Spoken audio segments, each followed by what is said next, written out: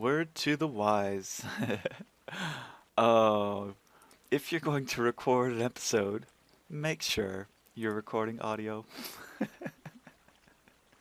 I've recorded this twice. I was like, waking up in the morning and just decided to record an episode, had some time for you guys, and and I forgot to record audio. So what's the first thing I do? Get rid of that recording, start over again, and I forgot to record the audio again. So, hi guys, and welcome back to Let's Play RuneScape. I hope you're all doing really well. I'm just wonderful. Still waking up, I guess. I haven't had my morning coffee yet, and that is definitely in order. But I've had a little bit of a plan for what I wanted to do today, which is good because I don't know if I could come up with a one at this rate. So let's go to the wilderness because I heard that they updated the monolith. Choppy, choppy, choppy. Come on. Choppy. Chop, chop, chop, chop. Jeez. Hello? Hello? Why isn't it working? Chop, chop, chop. Why is this taking so long? Probably somebody knows why. I used this once already. Is there a limit on how often you can use it or how... Oh, there it goes. Finally. Sheesh. That was weird. Okay, off to the wilderness we go. Hi there. So if we go south, we can get right into the volcano crater. It's such a strange name, volcano crater. I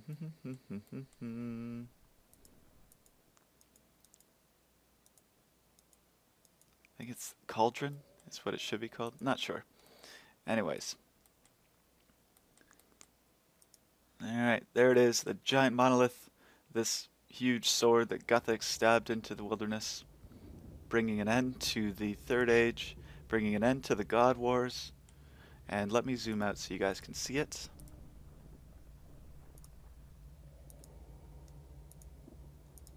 Here it is. So they have updated the letters here, the runes, right? This used to look like something like an F, and now it's a B.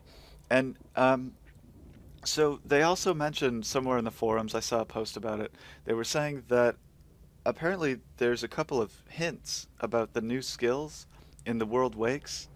And if they'd go to this trouble to get the letters accurate, then this should be something we can actually translate. So that's something we might want to try and do. We've got some other examples of these letters. Here's one here from the World Wakes when we were following Guthix through his memories. There was this, I don't know, it kind of looks like a tombstone or maybe like a Rosetta Stone. Maybe we can use it to translate, not sure. And you can see the little B there again. Pretty interesting. And there's another spot where we see these runes, and I actually want to go there anyway, so let's go take a quick look. Alright, so here we are at Guthix's resting place.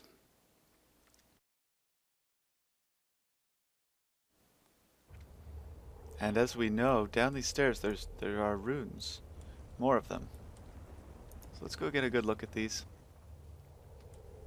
I think if we kind of get all of this information in one place and then try to think about what it means, maybe we can sort it out. I'm guessing that this reads this direction, though it could be the other way. But I think it's this way. You know, the B wouldn't be backwards, I don't think, or the other letters. So yeah, we'll work on that over the next little while. But right here, I've also heard that, yeah, there it is. We can reminisce with the High Druid. And as you guys know, when I was playing the World Wakes, the quest, I took a little break to save the recording for you guys, and a cutscene ended up playing that I never did get to show you. But now, they've allowed us to look back on the cutscene so I can actually show it to you now. So let's recap what was happening. We had just met Cress, right? We went down this cool elevator, walked through a corridor, and Chris popped out of the wall behind us, and we thought there might be a battle ready to start, but it turned out he was like a pacifist, and wasn't too interested in battle, and didn't seem well equipped for battle, and so after that we ended up fighting off these different groups that would come through the rooms off the main corridor. And so after defeating all of them, we came back into the main room, and chaos had erupted. You know, Ziliana was in there, and she was kind of waging war against us. And after some fighting, she came through, and I didn't get to show you guys this, but now I can. So here it is.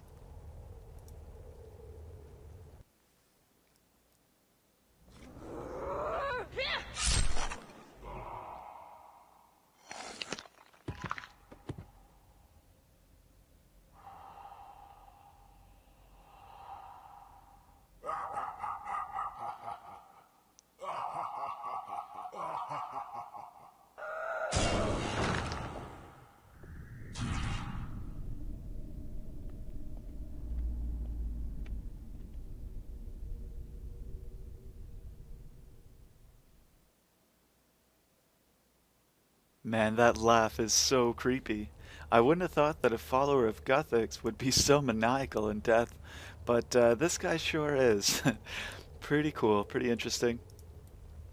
So yeah, lots of stuff going on. It's the beginning of April now, so the behind the scenes is out, and there's tons of stuff in it. I mean, you know, we're a few days after they mentioned now, but obviously RS3 beta is coming. The beta is going to be available to gold and silver members really soon, and I am a gold member, so I'll be able to check that out. And for those who either don't have members or aren't able to test it out directly, I'll put up lots of content on that.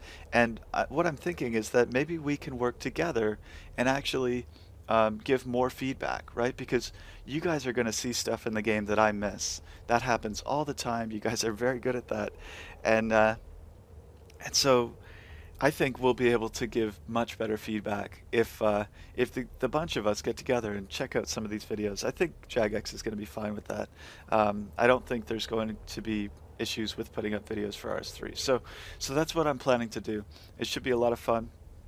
That same video that they announced the release date for beta, they also talk about Dungeoneering dual wielding. That's also in the behind the scenes for April, and it came out yesterday. Dungeoneering isn't really something I've enjoyed. It's something that I thought I would really like, and then I didn't. Um, I'm not sure why. Each of the levels seem a bit repetitive. I mean, it's random generation, but it's very basic random generation.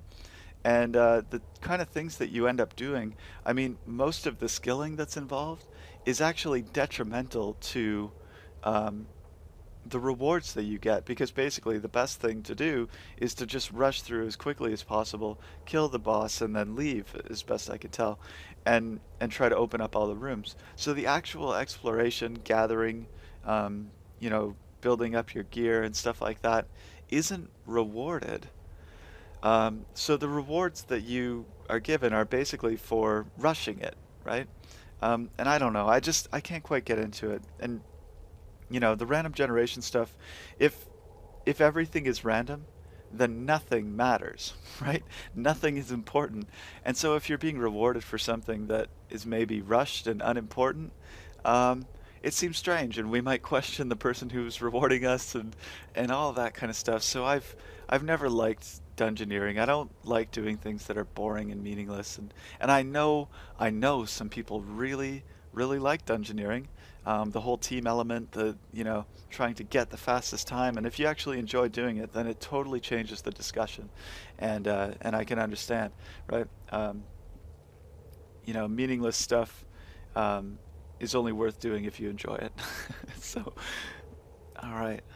But they've also got Castle Wars and the Dual Arena update coming. I think those are going to be made at the same time, which is going to be kind of crazy because I think those are going to be bigger updates for the month besides RuneScape 3.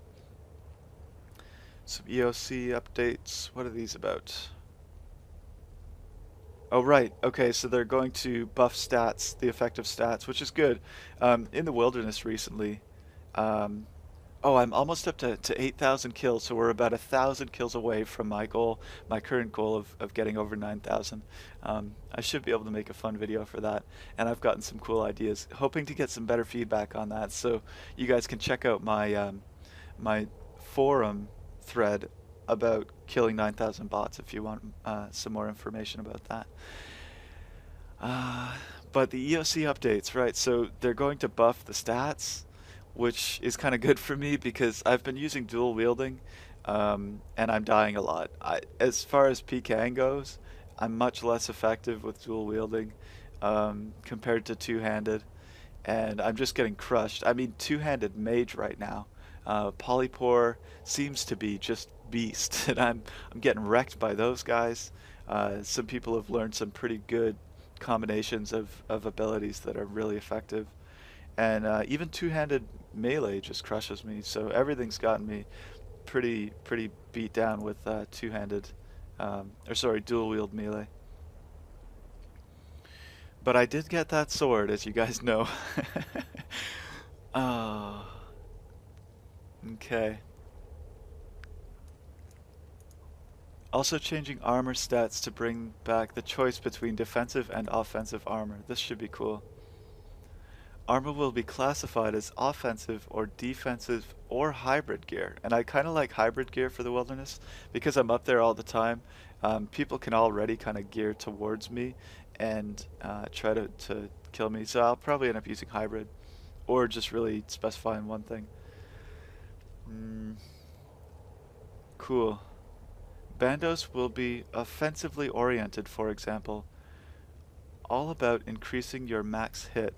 Oh, wow. Wow, that's probably going to be popular.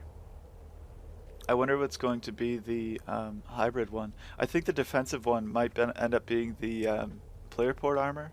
I wouldn't be too surprised about that, but I don't know. That's strange, isn't it? Because how are they going to fill in the other ones? Maybe we're going to have more armor released in the coming months. Not sure. I'm not going to think too much more on that right now. Private God Wars dungeon, that could be cool. I'll probably check that out at some point. Maybe not too soon though, because I'm not much of a boss killer person. And a few XP tweaks, which is pretty cool. Lots of smallish changes, but the dual arena is probably going to be one that a lot of people like. And Castle Wars is going to be awesome, so I'm looking forward to that. Definitely going to go check it out. Alright guys, so that's all I've got for today. Thanks very much for watching, and we should have more to come soon. April is here. See you guys.